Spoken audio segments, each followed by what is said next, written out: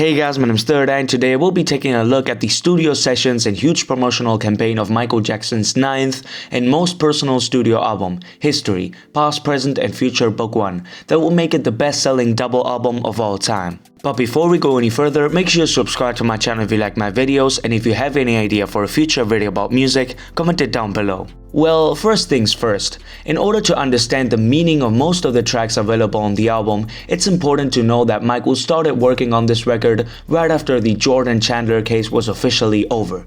Due to this false child molestation accusation, the promotion of his 1991 album Dangerous had to end prematurely, which made Michael return to the studios more frustrated than ever. At least, he then had the opportunity to portray all his frustration and feeling of injustice into the project he was best known by, music. At the beginning of the year 1994, Michael was ready to record new music alongside his classic team, consisting in, for example, Bruce Swedien and Matt Forger, among many others, in the Record One studios from LA. But the earthquake that affected LA in January of that year made Michael want to fly to New York with his collaborators. Therefore, the album History was born inside of the famous and prestigious Hit Factory Studios, in which many legendary albums such as Born in the USA by Bruce Springsteen or Songs in the Key of Life by Stevie Wonder had been created. Inside of these walls, Michael was convinced that he could let go of all his fury and frustration from all that had happened to him in the past. The original concept of History was a greatest hits album alongside 5 new brand original tracks, which was similar to the idea contemplated at the beginning of the 90s with his scrapped album Decade. However, in the first half year of 1994, Michael had already finished more material than he was supposed to, which made Michael's team reunite to discuss whether it would be a double album or not. Dan Beck, member of Michael's partial label Epic Records, suggested the title History, a combination of the words his and story. Michael liked and approved this title, as it followed the series of one-word titled albums like Thriller, Bad and Dangerous. As with his past material, Michael tried to surround himself with the best he could find. Fascinated by his sister's album Rhythm Nation 1814 from 1989, he decided to invite her two producers, Jimmy Jam and Terry Lewis, to work on the album. Both joined the History team in October of 1994 and co-produced 4 tracks for Jackson.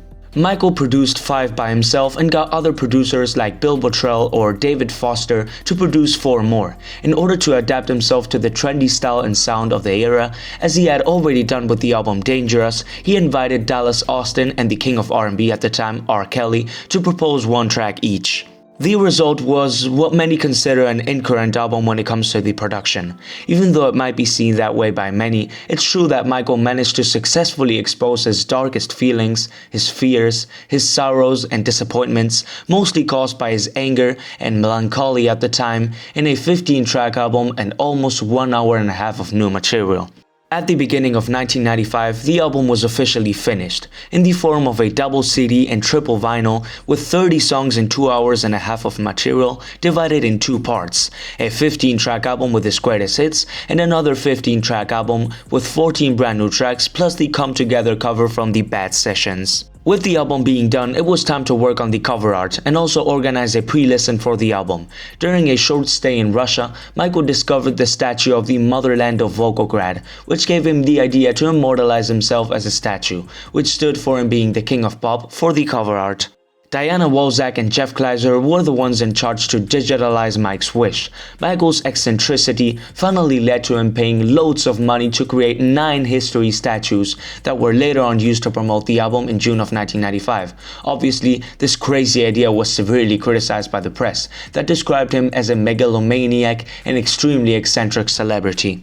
Around this time, a pre-listen of the album was also organized by Mike's managers, Jim Maury and Sandy Gallen, that reunited 30 significant executives of Sony Music in the Larrabee North studios from LA. Michael and Bruce Swedien were both there to witness their reaction, but were surprised when the executives finished the album, especially Michael, as these left without any form of commentary or applause. After this episode, Michael wanted to rework the album immediately, but it was already too late to do so. A trailer for the amazing album was also produced and launched, which, in my opinion, completely points out Michael's eccentricity and greatness. His past album, Dangerous, had received a teaser in the form of a 30-second spot directed by David Lynch. But for this one, Michael and the chosen director, Rupert Wainwright, decided to go way further. During this 3-minute and 57-second long short film, Michael is portrayed as an emperor that contemplates his legion of supporters and his immaculate army. This advertising short film that only had the intention to promote History's release was hardly criticized by the media and tabloids after its premiere on MTV. The press found this trailer similar to a 1935 promotional Hitlerian movie called Triumph des Willens, or The Triumph of the Will, that showed the Congress of the Nazi political party in Nuremberg. Michael obviously defended himself during an interview in Primetime Live from the ABC. We're going to show you a film now created by Michael Jackson, and it is causing a furor in some movie theaters around this country. They say, among other things, that it is clearly modeled after Triumph of the Will, Leni Riefenstahl, a Nazi film with Nazi imagery. It's not true. None of that's true. None of those things are true. Did you watch that film before you did it? I watch everything. I love movies. I love documentaries. It had nothing to do with that at all. But there are people who keep saying, this is... They look at it and say, this is... Absolutely not. You know, it's nothing to do with politics or communism or fascism. Well, at all. The critics have said that it's the most boldly vainglorious self-deification a pop singer ever undertook with a straight face. Good. That's what I wanted. For the controversy? Yeah. And they fell into my trap. For the people who say that... I wanted everybody's attention. But for the people who say those symbols matter, no, they're about suffering. No, symbol has nothing to do with that. It's not political, it's not fascist, it's not dogma, it's not, ideology and all of this stuff. It's pure, simple love. You don't see any tanks, you don't see any cannons. It's about love. It's people coming together. About love. Even though this distasteful episode had to partially eclipse the release of History, the expectations were not unreached when the album was officially out on the 18th of June of 1995.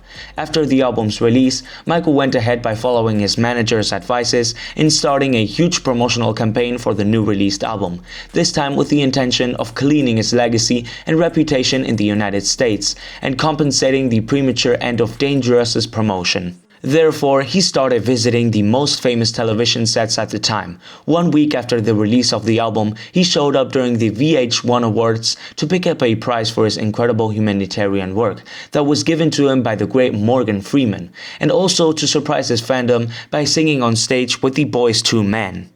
But the best was yet to come. At the famous MTV Video Music Awards, Michael was nominated 7 times for Scream and ended up picking 3 awards in total. Plus, the ceremony opened with a fantastic performance by the greatest. I'm talking about a 15-minute long performance with loads of dances in which several extractions of Michael's greatest hits were shown and interpreted.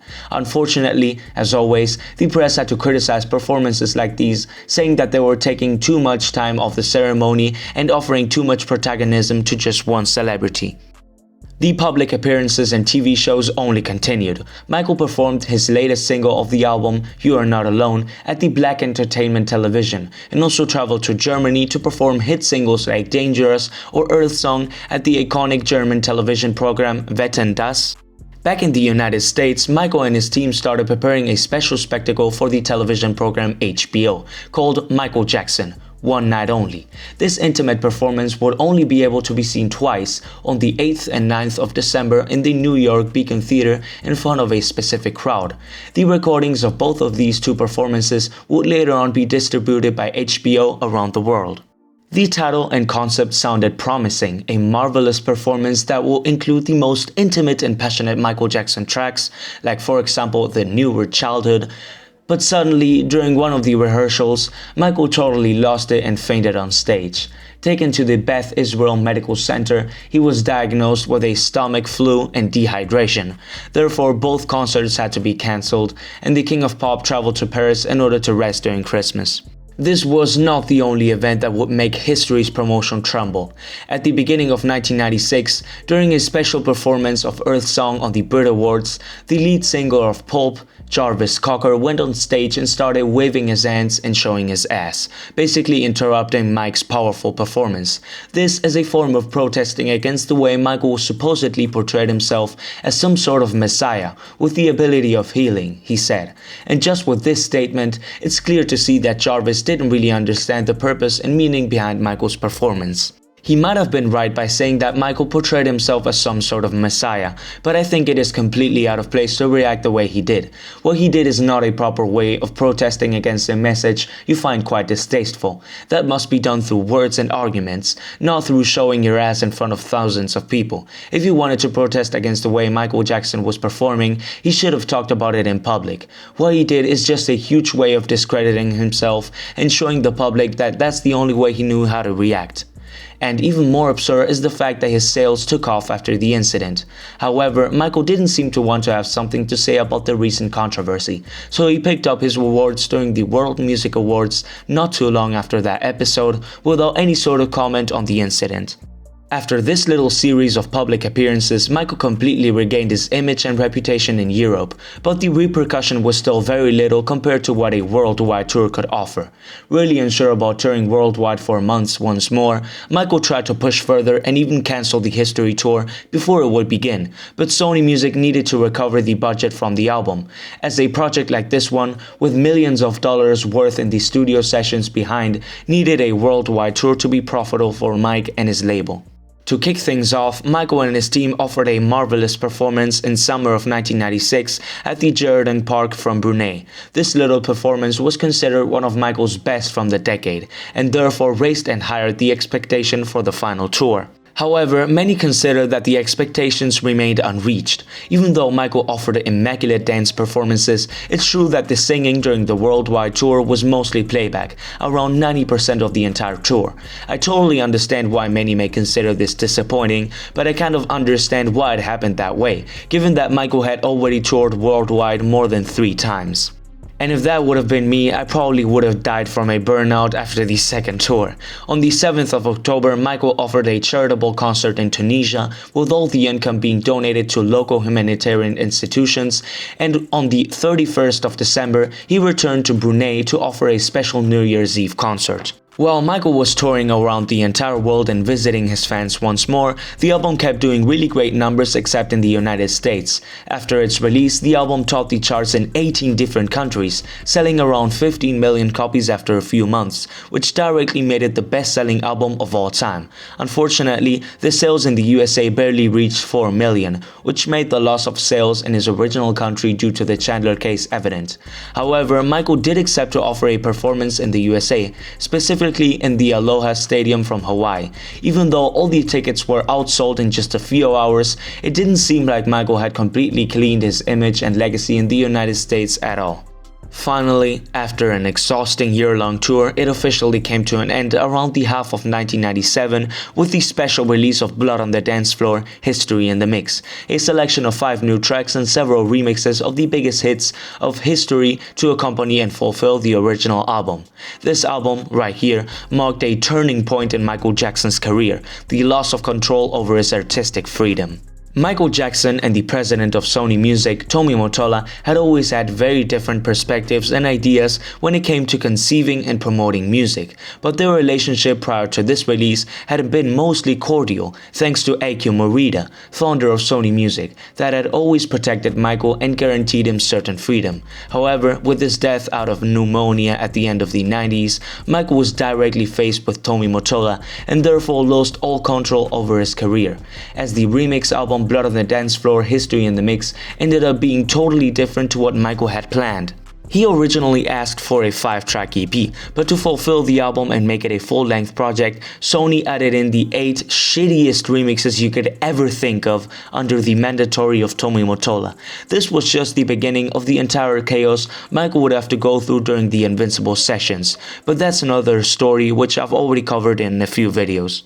Well, that's about it when it comes to the entire studio sessions, promotion, tour, and controversies of the History album era. I hope you liked today's video, and as always, feel free to comment all your suggestions and ideas for videos in the comments below. But as for now, this was all I had to say for today. Until next week, bye, see you around.